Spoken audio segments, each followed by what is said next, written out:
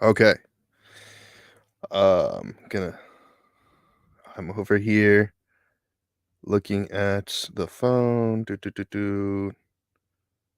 See if this is going live. It looks like it's live, and I'm also using StreamYard for this recording. And I don't know what the quality will look like, but what I am testing out is Nvidia's eye contact feature.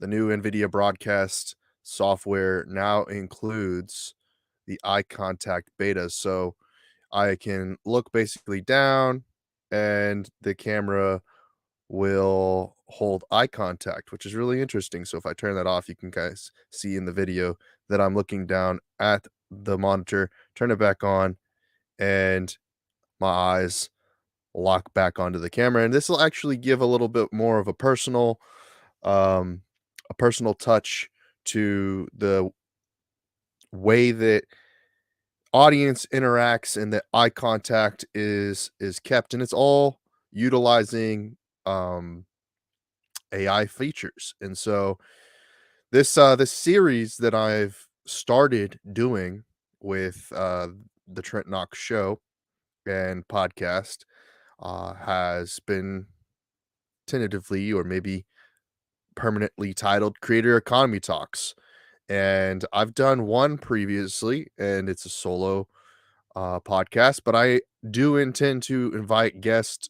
I've already spoken to a few potential guests to have on this series that I'm really looking forward to. Obviously, one of the first things that I've mentioned previously is that I'm moving into a new studio in sometime in February, probably end of February, early March, and I will then be setting up all of the equipment that I have gotten along the way, along this journey, to do live streams and have in studio guests, and it'll be really cool. And I'm really looking forward to that. But what that will entail is more conversations with experts in the space, people that I've built a relationship with, and acquaintances with in both offline and online with my presence on LinkedIn and everything like that. And so I really want to have more conversations around the technology that will be utilized in the creator economy, not only in 2023 but into the future. And I've been having this conversation with my two best friends, Niles Monroe and Brian Kern, on their shows. And I look forward to, putting myself out there and getting on additional shows to talk about the creator economy. A lot of it does have to do with the content, and I often like to go on other shows and be the content. I'll talk about everything under the sun. I'll talk about it from both different perspectives and vantage points, the interest from some parties and interest from other parties, and just basically be the entertainment when it comes to the show. Of course, that's going to be content, and people don't always see the content that is being produced, and aren't aware of the things that are connecting the dots as to how certain content creators are associated, whether that be on YouTube, on Twitch, LinkedIn, Twitter, um, Rumble, the Trovo, the new kick.com, whatever platform the content creators are publishing on, TikTok even, for short form. Like, how are they all connected in some way? Like, what are they doing collaboratively? Um, are they creating similar content? Because there's a lot of people who create very similar content, but they're not necessarily associated, or they may not even like each other. And so there's sort of that component as well. So there's always a lot to talk about when it comes to the content that is in the creator economy, from the more PG-13 to like straight up X-rated content. I stay pretty much outside of the X-rated content realm or hemisphere, but I've been noticing a lot of adult content creators that are on OnlyFans or whatnot that are creating PG-13 esque content for a Twitch audience or a YouTube audience. That basically they go out to the conventions and they do on location live streaming, just giving their audience a behind the scenes look into what the adult industry is like. Of course, there's no nudity or anything like that, but it does have a certain, you know, um, connotation with it because it is the adult industry. Now, that's a what's what the adult industry does and what gaming does is push the boundaries on monetization, on technology, on connectivity, and all of these different aspects of the creator economy as far as tools go. And so, one thing that the adult industry has done really well is create memberships and subscription services. And so, with the OnlyFans and Subscribestar and Patreon and whatnot, they've been able to push the boundaries on what content creators can do, and that can be you know those um those mechanisms and tactics and tricks of the trade are able to be applied to more things that are even you know e-commerce related with products and such, subscription boxes that and content in the form of DVDs or membership programs that unlock a educational course or something like e-learning or an ebook. There's a lot of things that can be associated to those membership programs, and those boundaries are really being pushed by the gaming and adult film industry. And then secondly, more the infotainment and and learning management systems and info infotainment, but uh, what's the word I'm looking for? Um, ed tech conversation. And so right now, I guess the big conversation is around AI and the implementation of AI into the creator economy with ChatGPT, Dolly, Playground, Pollinations, and a few other different AI platforms. Uh, I think there's also Runway ML that people are talking about a lot.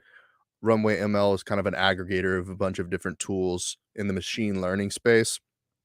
And so AI is really adding a big component to what content creators are able to do by basically y- AI can become like the paintbrush of the next generation. You know, computers became that in the form of digital artwork and word processing and Excel spreadsheets and all these different things. But now with the implementation of AI, we can start utilizing the software component to implement implement executables in an automated fashion, something similar to like a Zapier or Big ML implementation. And it's more user friendly because these developers are creating interfaces that people are familiar with in more traditional sense of like social media and whatnot, or like e-commerce with a one-click action. So like an Amazon one-click kind of environment. So YouTube is now activated their shorts monetization component. So now there's ad revenue that content creators on YouTube can generate from YouTube Shorts. And from what I've heard and what I've seen, really, in order to be successful with that standalone as a YouTube Shorts channel, you're going to be needing to get a minimum of 10 million views per short to really see the benefits of monetization on those YouTube Shorts. Of course, if you have a channel with 10,000 watch hours, you'll have monetization enabled on those YouTube Shorts. But if you're just starting out and you don't have that amount of watch hours with traditional video, you're gonna need to be hitting that 10 million mark, and that number makes sense because the average of viral videos on a TikTok, is about a 1 million view, comments and likes. So, when you spread that out over the course of 10 videos or more, you're looking at 10x the amount of a viral video, or even kind of like the average, um, high viewer, short form video. So 10 million views makes sense.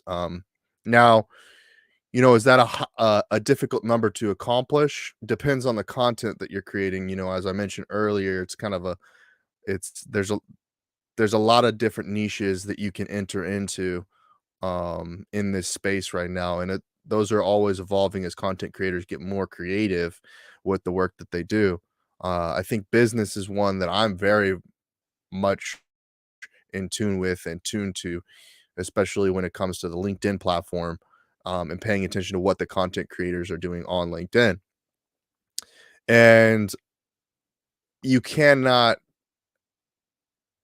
if you're a creator, ignore what is going on Twitter with Elon Musk taking over, and the fact that, looks as if, and it very much appears to be, that there was a high level of censorship occurring on the platform, nefarious censorship that was, targeting specific, content creators because, individuals didn't like what they had to say. They were infringing on their First Amendment right of free speech, and with infringing on their First Amendment right, they started to infringe on other rights and the freedom of movement and the ability to transact, uh, business in, open public commerce. So that's looks to be being addressed by Elon Musk. And also Elon Musk, what he is doing is opening up,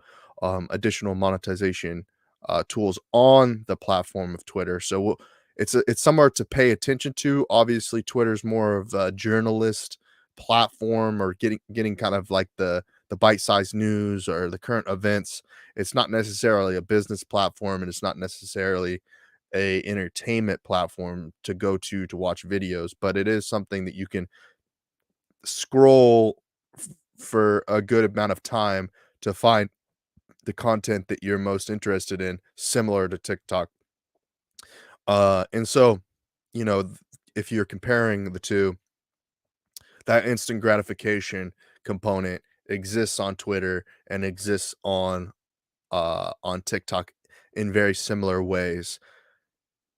With LinkedIn, Facebook, and YouTube, they're more alike in the sense that they have a higher production value benefit. So if you're producing videos, audio, podcasts, live events on platform, webinars, etc., you're going to get more attention than that, 15 seconds of fame, component of someone just paying attention to a post that you put on, like, on TikTok or Twitter, where it's like a real quick, serotonin boost, and then it's on to the next thing.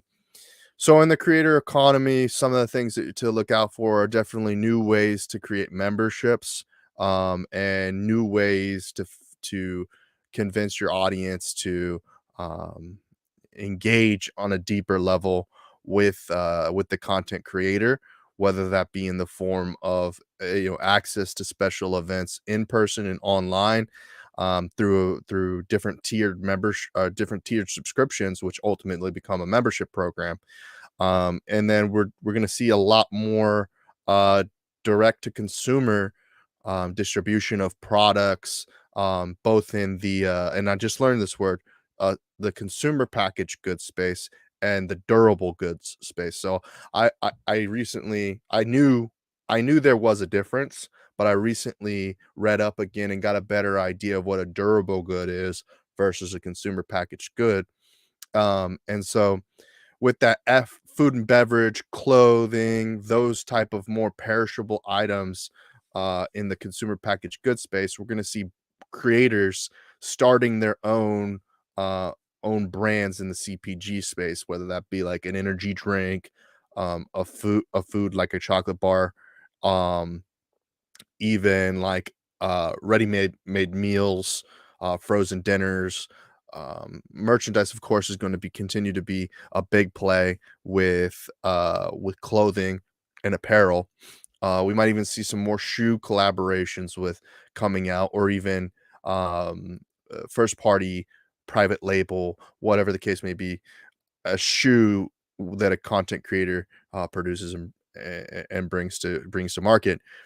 And I'd say the other big thing in the durable goods space is, Elon Musk has Tesla. Like, he's a obviously an influencer, and is distributing these vehicles that are very much connected to him. And then I would say Elon Musk pushes the brand name of Tesla the most. There's really no other public figure that we really associate to Tesla as much as Elon Musk. But we'll start to see, as content creators are start producing their own headphones, their own, sort of like a DJ Khaled does his own headphones. Maybe it'll be a collaboration uh, or partnership, in the sense like with Monster Cable and Apple with Dr. Dre and all these different things. But you'll see headphones, peripherals in the form of maybe even VR glasses, augmented reality glasses with content creators branding on it.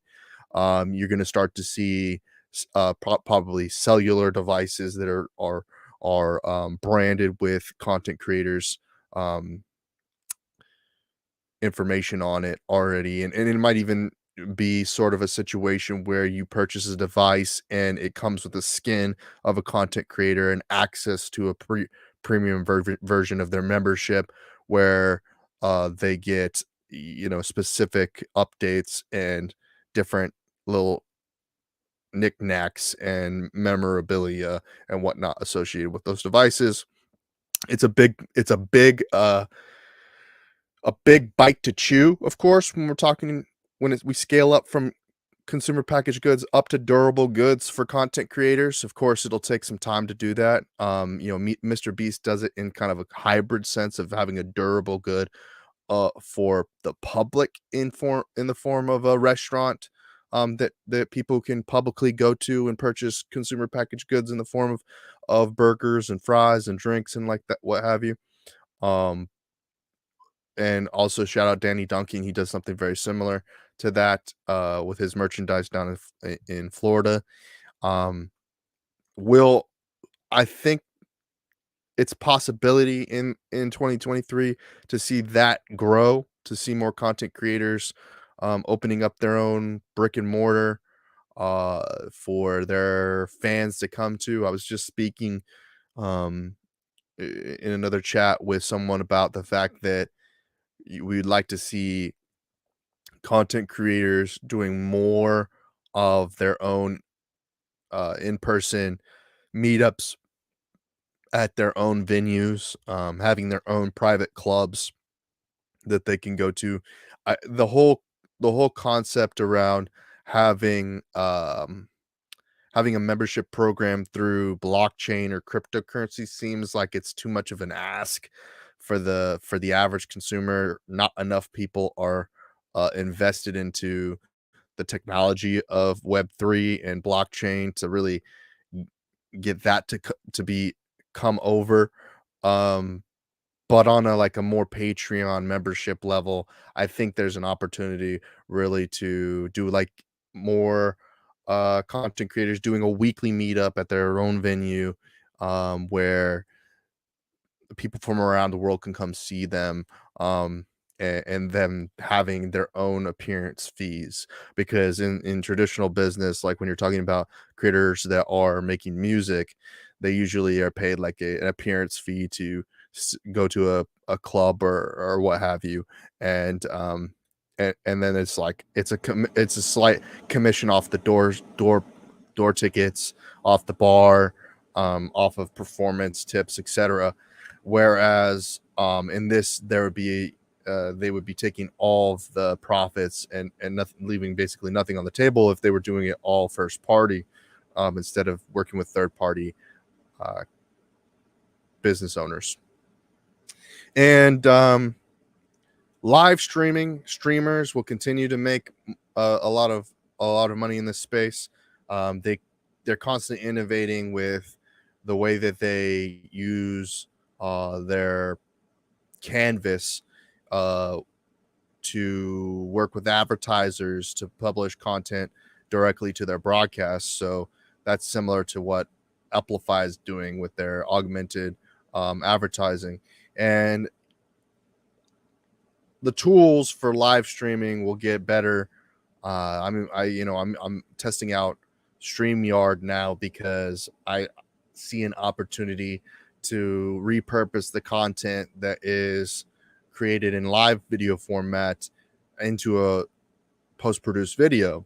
And I think with my skill set, as I grow into this new studio, my ability to kind of bridge the gap with OBS and StreamYard will enable me to do some really, really, really seamless video production, streaming, and kind of one-off, you had to be there kind of live streaming. And then so it'll have basically an expiration component to it where a content creator will appear for a short period of time, and if you weren't there, you missed out on the opportunity for a short period of time, and then maybe that content will exist again later in a throwback Thursday format in which then they get, through membership of a premium membership, they're able to get to experience that again, sort of the way that cinema did back in the day, where they released a movie in the theater and then there was a short break period between when the movie was theatrically released and when it was released to DVD. And so hopefully that method of monetization will enable another way for creators to make a little bit more money. Now, when it comes to affiliate sponsorship and partnerships, I think this space is really getting shook up and disrupted. I think with this conference that I'm attending at the end of January, Affiliate Summit West in Las Vegas, I'm going to get a better understanding of how brands perceive the creator economy and content creators, because they're really familiar with publishers more than they are with content creators, because they're familiar with more of a Hollywood agency model of authors and musicians and comedians and actors rather than self-published content creators on platforms like YouTube and TikTok. And I'm really looking forward to talking with these folks and talking about my niche of interest in gaming and esports, and explaining to them what's going on in the gaming and esports space as far as monetization and how that can be translated into podcasting, into TikToks, into YouTube videos on demand, and other content of that nature. And it's going to be exciting. So far, I've booked a few different meetups and parties that I'll be attending during my stay for the conference, and I've also reached out to a number of local entrepreneurs and business folks and influencers and content creators in that space, specifically in Vegas, to link up with them and talk to them about what is happening in the creator economy and gaming and esports and everything in adjacent to it all. And I'm really looking forward to doing that. And in general, I'm looking forward to networking in person in 2023. And I think it'll be really important for content creators to network in person and do those collaborations. Of course, there's always the opportunity to do virtual events and webinars and whatnot online, that we've become familiar with in the new normal since the pandemic in 2020. But with it being now 3 years, or well, I guess 2 years if you count the whole of 2020, and then like the slow uh, return to events in 2021. 2 years since we really had a full swing of events, and one of those things will be in March. There's going to be South by Southwest back here in my hometown, Austin, Texas, and I look forward to seeing that event and seeing gaming come back because the past few years gaming hasn't been a big component of the South by Southwest event, and so it'll be good to see that come back and see who decides to show up. It's an um, interesting landscape for esports and gaming, and I haven't really heard anybody say they're really excited about attending South by Southwest. All mostly what I'm hearing, at least from my network, is that it's a little bit of a stretch for how much they're asking for passes, and it's highly congested and difficult to really win at South by Southwest these days. And I completely understand that because of the hustle and bustle and the craziness that South by Southwest always is. Um, why people can kind of get lost in the sauce while they're down there. Of course, it's a very entertaining festival to attend with all the music and comedy and film that exists. So you can kind of get lost in the entertainment component of South by and miss out on the opportunities to do networking and business while you're here in Austin. But it should be good. Now, kind of sliding back a little bit, back in I think February timeframe, I'm looking at attending at the end of the month in February another trip to Vegas for Level Up Expo. And so for this quarter, I've kind of got a good idea of how I intend to engage with the creator economy and in the gaming and esports space, podcasting space, and everything that's really going on in content creation. And what's fascinating is uh, sometimes I can get lost in the business of it all, the money of it all, and forget the reason why that we create content, who we're creating content for, and so the art of content creation can get lost in the sauce in a way. And so I do need to, as an individual, focus more on telling myself and reminding myself why I create content, and what is the purpose of talking to a microphone or getting on video, doing a live stream, printing out pamphlets to hand out, setting up events. What's the purpose? And is it just a cash grab, or is there also an entertainment component to it that makes me or brings me happiness? And I got to be honest, like sometimes that's really difficult uh to comprehend or deduce, right? It's challenging because you may want to do something for fun, right? You want to go to a cosplay event, or you want to go to a concert or a sporting event, and you don't always want to turn it into uh some way to be a corporate goon or what have you, or just be overly professional and business about it, and not just let loose and have fun and create content that's going to be entertaining for the viewers and whatnot. But it's a balance between uh making sure that it's monetizable and making sure that it's entertaining, and trying to find a happy medium that works for you. And so I just wanted to jump on this briefly to just kind of talk about a few little components, and and test out test out StreamYard, and the ability to do the local recording, what it looks like as far as my internet connection, my upload download speeds, and live streaming from the platform, and then and all of that. So once again, this has been just a short little 30-minute bite-sized piece, but I appreciate everyone for listening and tuning in. If there's anything that I can do for you, don't hesitate to reach out to me, and go directly to my website, trentknox.com,